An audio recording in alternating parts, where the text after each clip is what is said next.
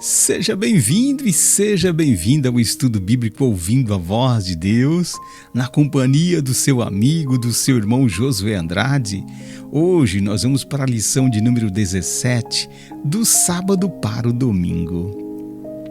Meu amigo, minha amiga, embora já tenhamos visto que o sábado é o dia bíblico de repouso, e que esse dia foi instituído por Deus, observado pelos crentes nos dias do Antigo Testamento, bem como pelo próprio Jesus e os seus seguidores nos tempos do Novo Testamento, a maioria dos cristãos hoje santifica o domingo, não é verdade? Quem fez ou autorizou esta mudança, hein? Tem ela o apoio das Escrituras? Nesse estudo, essas questões serão esclarecidas, tá bom? Mas antes eu vou fazer um convite para você. Corre lá, pega a sua Bíblia. Pega lá a sua Bíblia, pega o seu caderninho também de anotações, a sua caneta e vamos juntos aí fazer esse estudo. Mas antes, vamos pedir também a presença de Deus, do Espírito Santo. Vamos? Você ora comigo? Meu querido Deus e eterno Pai, nesse momento, em nome de Jesus Cristo, eu quero agradecer por estar entrando no seu trono de graça, Senhor. E aqui eu quero fazer um pedido especial, que tu possa derramar o teu Espírito Santo sobre cada um que está neste momento estudando a Bíblia comigo, Senhor. Que teu Espírito Santo nesse momento seja o nosso professor e que a tua palavra, quando for aberta, possa ser a sua boca aberta falando conosco. É que eu te peço e te agradeço em nome de Jesus. Amém. Meu amigo, vamos aqui para a primeira questãozinha de hoje. Vamos, olha só o que diz aqui. Quantos e quais são os textos bíblicos que falam do domingo? Eu já vou adiantar para você, são 8 textos em toda a Bíblia que fala sobre o domingo, tá? Na verdade, fala sobre o primeiro dia, porque a palavra domingo não aparece na Bíblia. Lá em Mateus 28, verso 1, é o primeiro texto, diz assim, ó.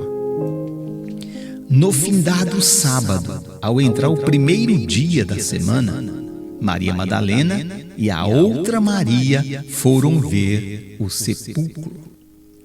O segundo texto aqui está em Marcos 16, verso 1, diz assim, ó. Passado o sábado, Maria Madalena, Maria mãe de Tiago e Salomé compraram aromas para irem embalsamá-lo. O terceiro texto está em Marcos 16, versos 9, diz assim. Havendo ele ressuscitado de manhã, cedo no primeiro dia da semana, apareceu primeiro a Maria Madalena, da qual expelira 7 demônios. O quarto texto está em Lucas 24, verso 1, diz assim, ó. Mas no primeiro dia da semana, alta madrugada, foram elas ao túmulo, levando os aromas que haviam preparado. O quinto texto está em João 20, verso 1, diz assim. No primeiro dia da semana, Maria Madalena foi ao sepulcro de madrugada, sendo ainda escuro, e viu que a pedra estava revolvida. O sexto texto está em João, capítulo 20, verso 19, diz assim, ó. Ao cair da tarde daquele dia, o primeiro dia da semana, trancadas as portas da casa onde estavam os discípulos com medo dos judeus, veio Jesus, pôs-se no meio deles e disse-lhes, paz seja convosco. O sétimo texto aqui está em Atos 20, verso 7. Nós vemos Paulo aqui falando assim, ó. No primeiro dia da semana, estando nós reunidos com o fim de partir o pão, Paulo, que devia seguir viagem no dia imediato, exortava-os e prolongou o discurso até meia-noite. E o oitavo texto em toda a Bíblia está em 1 Coríntios 16, verso 2. Diz assim, ó. No primeiro dia da semana, cada um de vós ponha de parte em casa conforme a sua prosperidade. Vá juntando, para que se não façam coletas quando eu for. Nenhum desses 8 textos refere-se ao domingo como dia de adoração na Bíblia. Tem muitos que dizem assim, Josué, mas o domingo foi mudado porque Jesus ressuscitou no domingo. Não tem nenhum verso na Bíblia que fale isso. Jesus, ele ressuscitou no domingo, sabe por quê? Porque ele guardou o sábado mesmo após a sua morte. Ele passou o dia de sábado descansando e no domingo ele ressuscitou. Mas nenhum momento na Bíblia diz que esse dia agora foi mudado porque ele ressuscitou no domingo. O símbolo da ressurreição de Cristo é o batismo, sabia? E não o domingo. Romanos 6, 3, 8 diz assim, ou porventura ignorais que todos nós, que fomos batizados em Cristo Jesus, fomos batizados na sua morte, fomos, pois, sepultados com ele na morte pelo batismo, para que, como Cristo foi ressuscitado dentre os mortos pela glória do Pai, assim também andemos nós em novidades de vida. Porque se fomos unidos com ele na semelhança da sua morte, certamente o seremos também na semelhança da sua ressurreição. Sabendo isso, que foi crucificado com ele o nosso velho homem, para que o corpo do pecado seja destruído e não sirvamos o pecado como escravos. Porquanto quem morreu está justificado do pecado. Ora, se já morremos com Cristo, cremos que também com ele viveremos. Romanos 6, 3 a 8. Então veja só, o símbolo da ressurreição de Jesus é o batismo, né? Perguntinha de número 2 diz assim: o que ocorreria na igreja cristã antes da volta de Jesus? No livro de 2 Tessalonicenses, capítulo 2, versos 3 e 4, diz assim, ninguém de nenhum modo vos engane, porque isto não acontecerá sem que primeiro venha a apostasia e seja revelado o homem da iniquidade, o filho da perdição, o qual se opõe e se levanta contra tudo que se chama Deus ou é objeto de culto, a ponto de assentar-se no santuário de Deus, ostentando-se como se fosse o próprio Deus. E lá no livro de Daniel 8, capítulo 12, diz assim, o exército lhe foi entregue com o sacrifício diário por causa das transgressões e deitou por terra a verdade, e o que fez prosperou. Meu amigo, minha amiga, eu gostaria que você prestasse bastante atenção. A verdade seria lançada por terra. A igreja de Cristo passaria por um período de apostasia. Sabe o que é apostasia? É o abandono da verdade. Seria dominada por pessoas que não seguiriam a verdade, introduzindo nela costumes e práticas pagãs. Então a igreja de Cristo, próximo aí da volta de Jesus, estaria passando por essa apostasia, né? E agora nós vamos para a perguntinha de número 3. Diz assim, qual a prática era observada entre os pagãos no tempo de Moisés? Os pagãos aqui são pessoas que não tinham o Deus verdadeiro como Deus. Eles achavam Deus em outras coisas, né? Que prática eles tinham? Olha Deuteronômio 4,19, diz assim, guarda-te, não levante os olhos para os céus, e vendo o sol, a lua e as estrelas, a saber, todo o exército dos céus, seja seduzido a inclinar-te perante eles, e des culto aquelas coisas que o Senhor teu Deus repartiu a todos os povos debaixo de todos os céus.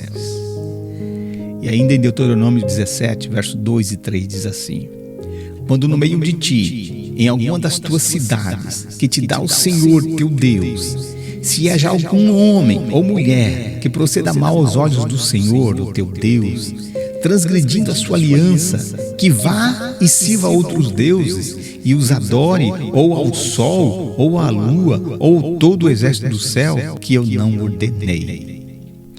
Então aqui a prática dos pagãos era adorar os astros, né? O sol, a lua, como um deus. E a pergunta de número 4: que costumes havia entre o povo de Deus nos tempos de Moisés?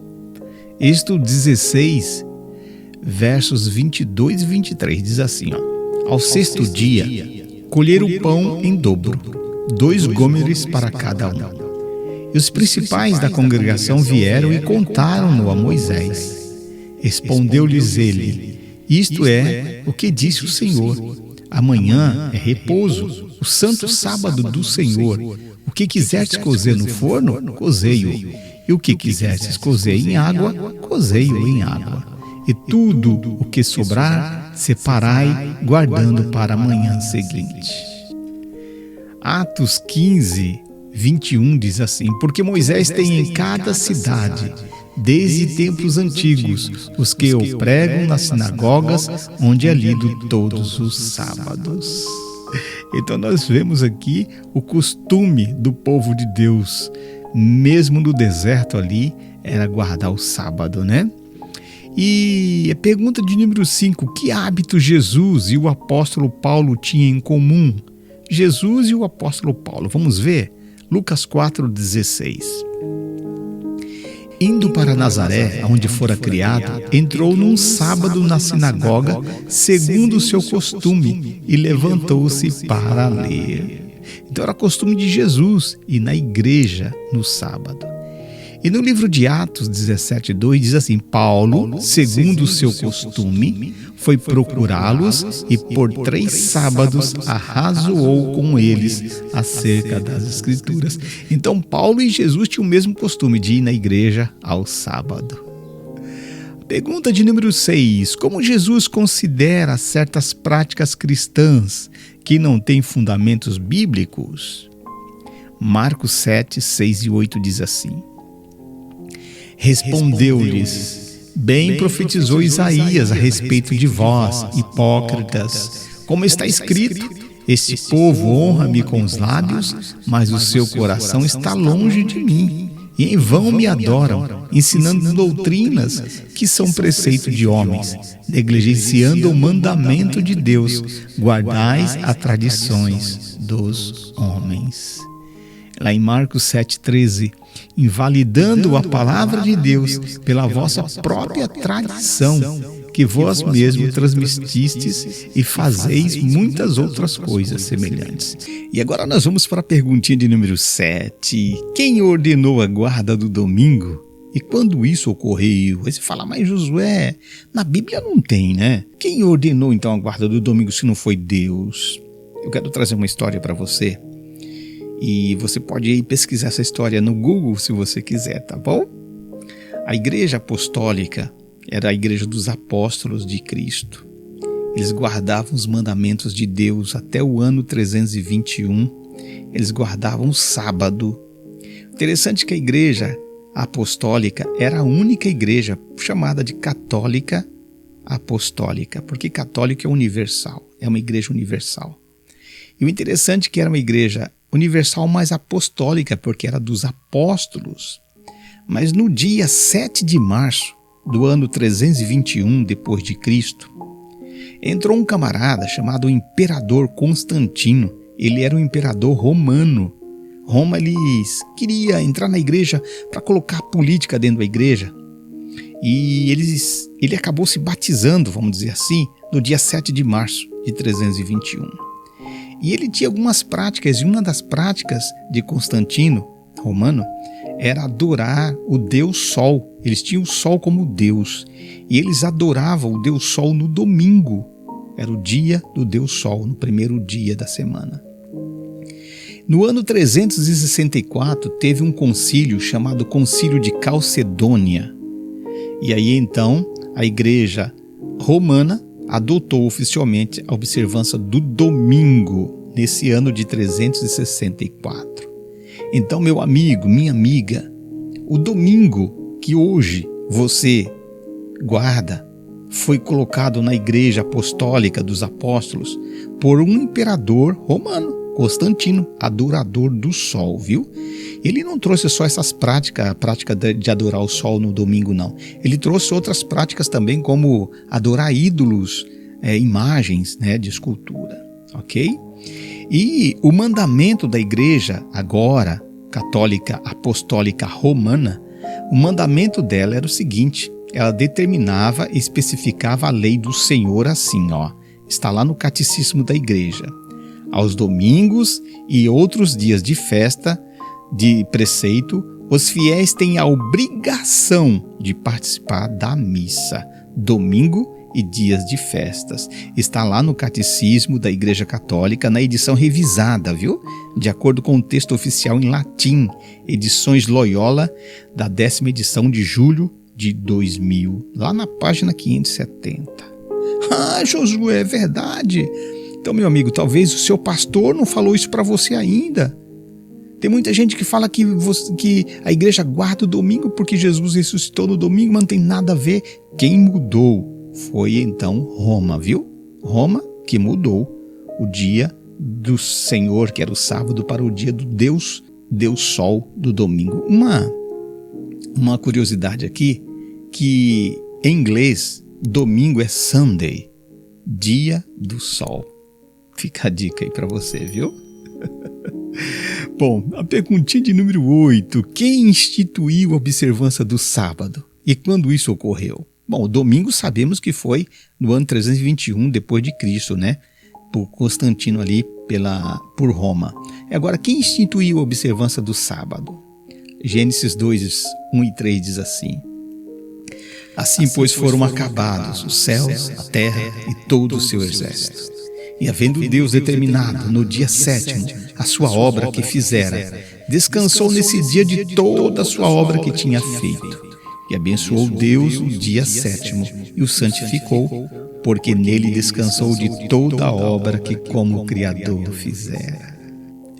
E lá na lei de Deus, dos 10 mandamentos, mais uma vez, Êxodo 20, verso 8, 11, diz assim, ó: Lembra-te do dia de sábado para o santificar. 6 dias trabalharás, farás toda a tua obra, mas o 7º dia é o sábado do Senhor teu Deus. Não farás nenhum trabalho, nem tu, nem o teu filho, nem a tua filha, nem o teu servo, nem a tua serva, nem o teu animal, nem o forasteiro das tuas portas para dentro.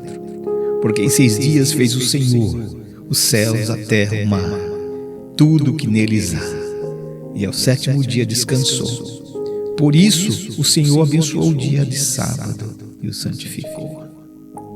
E a perguntinha de número 9. Quem deve ter prioridade em nossa obediência, hein? Atos 5:29, Pedro fala assim, ó: Então Pedro e os demais apóstolos afirmaram: Antes importa obedecer a Deus do que aos homens. E lá no livro de Tito, capítulo 1, verso 14, diz assim: Não se ocupem com fábulas judaicas, nem com mandamentos de homens desviados da verdade. Ah, meu amigo, minha amiga, em nome de Jesus Cristo, eu quero dizer para você que Jesus é o centro de nossa adoração e serviço. Ele separou o sábado como um dia especial de relacionamento com Ele. Ser fiel na obediência do sábado e você vai demonstrar amor a Jesus, viu? Podemos escolher entre obedecer a Deus ou ao homem, os mandamentos divinos ou os mandamentos de uma igreja. Podemos escolher guardar o primeiro dia, o domingo, a contrafação, ou o 7º dia, o sábado, o verdadeiro. A nossa escolha do dia de culto indica quem escolhemos como Senhor. E agora nós vamos para a nossa recapitulação. A palavra domingo não aparece na Bíblia, isso mesmo, não aparece, viu? E sim, primeiro dia da semana. Constantino trouxe o domingo, dia do sol do paganismo, e permanece até os dias de hoje. Os pagãos adoravam o sol no primeiro dia da semana. O decreto de Constantino data em 7 de março do ano 321. Isso mesmo. Tem uma reflexãozinha para você aqui, ó. Só a segurança, viu? Na obediência plena aos mandamentos de Deus. Lembre-se das palavras de nosso Salvador: se me amais, guardarei os meus mandamentos. Vamos para o compromisso de fé? Vamos lá? Se você aceitar, fala assim, tá bom? Primeiro compromisso de fé. Creio que não existe base bíblica para a observância do domingo. Você crê nisso? Amém? Você rejeita o domingo como o dia do Senhor porque é uma imposição humana? Você rejeita? Amém? Você confirma o sábado como o verdadeiro dia da adoração a Deus em sua vida? Sim? Oh, glória a Deus! Vamos orar. Querido Deus e eterno Pai, obrigado, Senhor, porque a Tua palavra enche o nosso coração, Senhor. Obrigado, Senhor, porque Teu Espírito Santo é o nosso professor, foi o nosso professor nesse estudo, Senhor. Eu quero Te agradecer porque nós escutamos a Sua boca falando aos nossos corações através da Tua palavra. Te peço, Senhor Deus, uma bênção especial sobre meu amigo, sobre minha amiga que acabou esse estudo comigo agora, Senhor. Que Teu Espírito Santo possa continuar explicando para ele, que ele possa, Senhor Deus, ver a verdade nesse estudo de hoje. Abençoe a nossa fé, aumente a nossa fé, abençoe a nossa família. Que Tu possa, Senhor Deus, continuar derramando sobre nós bênçãos sem medidas. É que eu Te peço e agradeço em nome de Jesus. Amém, Senhor.